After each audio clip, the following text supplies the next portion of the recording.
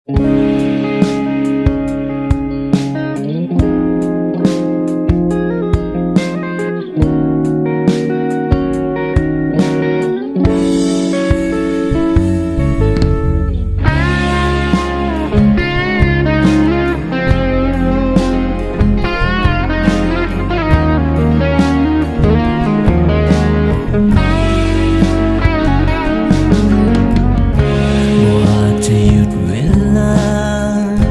ห้มันผ่านไป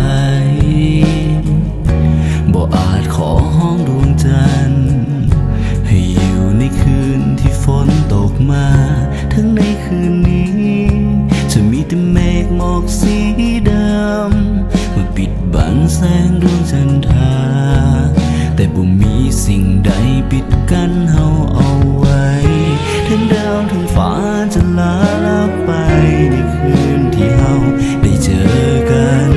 และแสงดวงจันทร์บ่อาจส่งทางให้เฮานั้นเดินไปแต่สุดท้ายทั้งสองหัวใจก็ยอมฝืนทุกอย่างในคืนนี้ปล่อยให้แสงดาวลาลับไป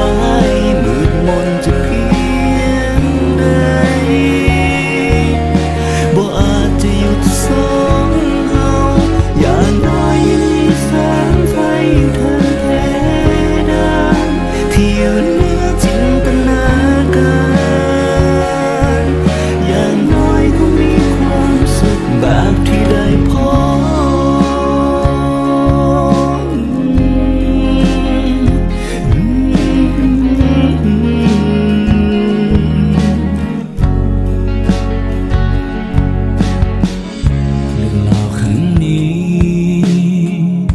บ่อาจจะทำให้เฮาเป็นคนที่แสนดี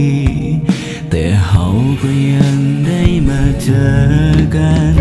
ทั้งดาวทั้งฟ้าจะลาลับไป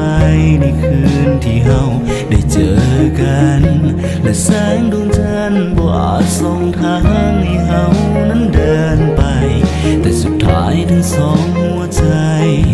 ก็ยอมฝืนทุกอย่างเพื่อคืนนี้